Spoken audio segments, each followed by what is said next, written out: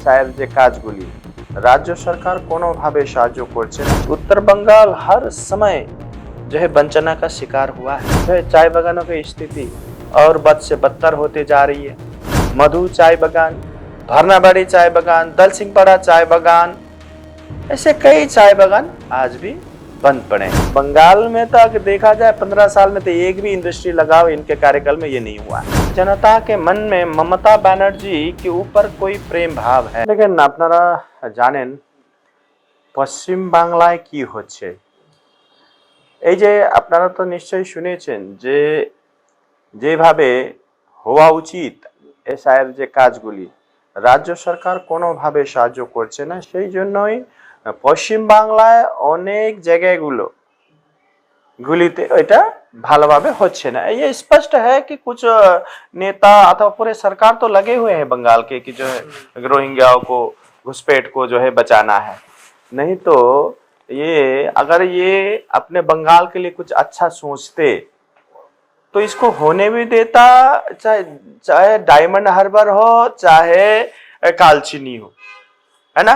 ये एक जो है जो प्रक्रिया है वो बढ़िया से स्टेट गवर्नमेंट के जितने भी लोग यहाँ पे अपॉइंट हुए हैं इस कार्य के लिए वो अच्छा से उनको करने भी देते और अच्छा से होता भी। लेकिन आज इसको एक्सटेंड करना पड़ रहा है। आज फिर 28 को जो होगा मेरे हिसाब से 28 को भी मेरे हिसाब से जो रिजल्ट निकलेगा उसमें कुछ ना कुछ आप सबको फिर ना कुछ ये होगा, या तो फिर से एक्सटेंड भी हो सकता है या कुछ वहां पे जिस प्रकार के विघ्न जिस प्रकार के बाधा है जैसे देखने को मिला है। जैसे आप कुछ आप देखे हैं साउथ परगनास को लेके डायमंड हार्बर इलाके में आप सब जानते कितना रिगिंग होता है वोट के चुनाव के दौरान भी, कितना क्या होता है, वहां के लोग कितने प्रताड़ित है। अभिव्यक्ति की अधिकार बोल के कुछ है ही नहीं वहां तो जो गुंडा राज चलती है। तो वहां एसआईआर कैसे होगा, किस माने तरह से होगा, क्योंकि वहां पे खुद सरकार के लोग ही लगे हुए हैं कि एसआईआर ठीक से ना हो बोल के। तो ऐसे कई हैं। आप कालचिनी का मैं उतना ये नहीं ये कर सकता क्योंकि आपको पता है कालचिनी मोटामोटी हमारे उस इलाके में उस प्रकार की उतनी है नहीं, फिर भी कुछ कुछ है। जैसे कि हमने पहले भी कहा है कि उस इलाके में अगर बढ़िया से जो है बीएलओ कर ठीक से काम करने से और भी मिल सकता है। जैसे जयगो ग्राम पंचायत 2 को ही लीजिए, वहां तो जैसे हमारे पार्टी से बीएलओ भी वहां बीएलए भी वहां पे नहीं है। तो वहां पे जो जांच करने की ठीक से एसआर का काम करने की दायित्व तो किसके ऊपर आता है, बीएलओ के ऊपर आता है।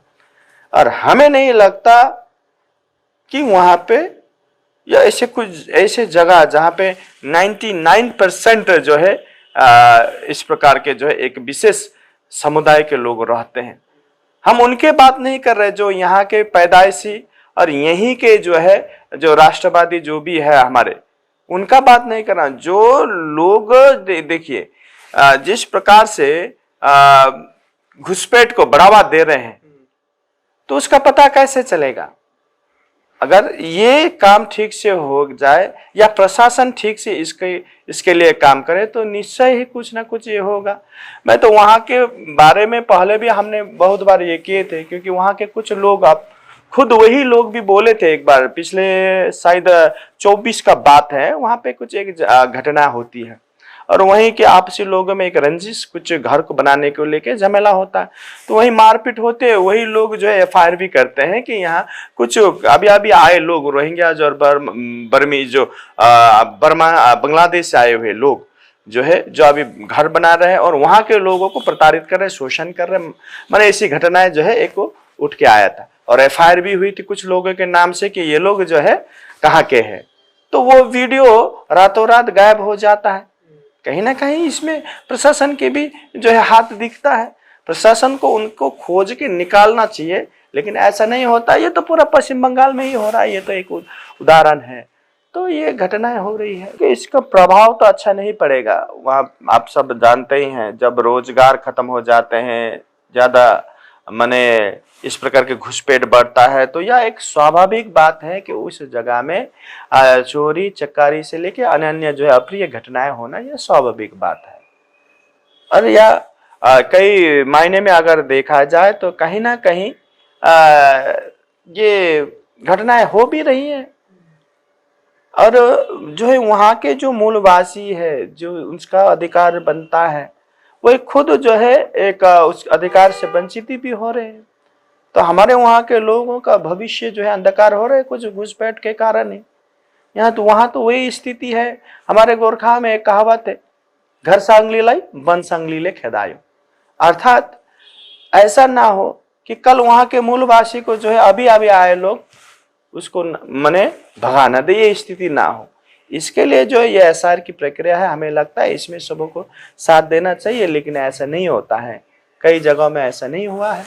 देखिए, अगर ग्राउंड रियलिटी देखे, ग्राउंड जीरो में आप खुद भी जाके देखो, आपको पता चलेगा कि विकास कहाँ हुआ है और क्या हुआ है। क्योंकि उत्तर बंगाल हर समय जो है वंचना का शिकार हुआ है। और जहां तक जैसे आपने कहा चाय बागानों की बात है, पहाड़ से लेके पूरा डूअर समतल जो है चाय बागानों की स्थिति और बद से बदतर होते जा रही है। लोग अपने काम किए हुए काम का जो मेहनतना होती है वो लोगों को नियमित रूप से नहीं मिलता है, समय पे नहीं मिल रहा है, ये स्थिति है। आए दिन मालिक बागानों को कोई ठोस वजह मने छोड़ जा रहे हैं, अबेंडन हो रहा है, क्लोज बागान माने बंद होते जा रहे हैं। लेकिन सरकार को जिस प्रकार से देखनी चाहिए उस प्रकार से नहीं देख रहे हैं। क्योंकि यहाँ एक बात तो स्पष्ट है कि जितने भी चाय बागान के मालिक हैं उनके साथ सरकार का मिली भगत है और दिखाते हैं कि वे वर्कर्स अथवा लेबर्स अथवा जो हमारे चाय बागानियर है उनका जो हितैषी बनने की जो बातें करते हैं वो बातें में ही सिमट के रह गई है। वास्तविकता कोई काम उनके भलाई के लिए किया हो, वेलफेयर के लिए किया हो, ऐसा नहीं हुआ है। अगर होता तो आज जो है पहाड़ और तराई के ऐसे बागान, चाय बागान बंद नहीं होते। मैं मेरे विधानसभा क्षेत्र की बात करता हूं, जो कई बार विधानसभा के बोलने के बावजूद आज तक उन मालिकों के ऊपर कोई कार्रवाई नहीं हुई है। कालचीनी चाय बागान, रायमटांग चाय बागान, मधु चाय बागान, भरनाबाड़ी चाय बागान, दलसिंहपाड़ा चाय बागान, ऐसे कई चाय बागान आज भी बंद पड़े हैं। मधु चाय बागान में पिछली बार स्टार्वेशन की अवस्था थी, कई पेपर वालों ने इसका भी, मीडिया में भी इसका कवर हुआ था, विधानसभा में भी इसके लिए चर्चा हुआ। तो यह अपने आप में यह दिखाता है कि सरकार की नाकामयाबी यह स्पष्ट दिखता है और उनकी मानसिकता यहाँ झलकती है कि सरकार जो है बागानियर के प्रति उतनी जो है माने लगाव बागानियर के प्रति नहीं दिखती, उनकी उदासीनता यहाँ स्पष्ट रूप से दिखता है। ममता बनर्जी जो है कहती है कहने के लिए कि वो ये किए वो किए, लेकिन वो उनके कहने तक ही वही सीमित है, कथनी तक ही वही सीमित है, करनी में आज तक नहीं दिखा है। अगर दिखता तो आज चाय बागानों की स्थिति यहाँ नहीं होती। आज इंडस्ट्री बंद होते जा रहे हैं। बंगाल में तो अगर देखा जाए 15 साल में तो एक भी इंडस्ट्री लगाओ इनके कार्यकाल में ये नहीं हुआ है। और इससे दुर्भाग्यपूर्ण क्या होगा ऐसे सरकार। देखिए, हमें नहीं लगता कि जनता के मन में ममता बनर्जी के ऊपर कोई प्रेम भाव है, हमें यह नहीं लगता। क्योंकि इतनी मने अत्याचार जनता के ऊपर किए हैं। आज टीचर तक, जो शिक्षक जिनको हम गुरु कहते हैं, गुरु देवो भव कहते हैं, लेकिन आज गुरुजनों की स्थिति क्या है बंगाल में आप जानते हैं। एक टीचर को क्या सम्मान मिलनी चाहिए और क्या मिल रहा है ये आप बढ़िया से जानते हैं।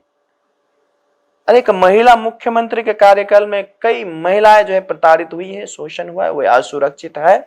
और कई लोगों का जो है, कई महिलाएं जो है अपनी डिग्निटी हनन हुआ है दिन के उजाले में, सरकारी संस्थानों में।